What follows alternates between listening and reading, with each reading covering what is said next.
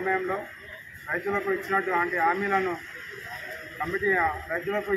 హామీలను కమిటీల పేరుతో కాలయాపన చేసుకుంటూ రైతులకు మేనిఫెస్టోలో చెప్పిన విధంగా రైతు బంధు కానీ రుణమాఫీ కానీ చేయట్లేదు.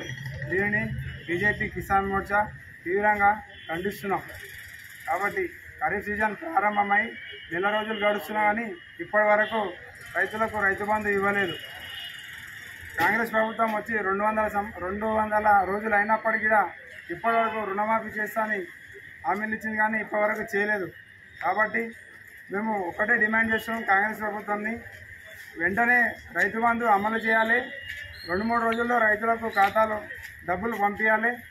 2 లక్షల రుణమాఫీ రైతులకు వెంటనే అమలు చేయాలి.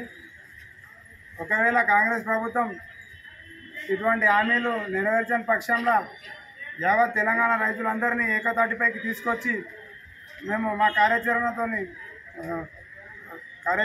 తయారు చేసుకొని ముందుకు వెళ్తామని హెచ్చరిస్తున్నాను. జై కిసాన్, జై జవాన్.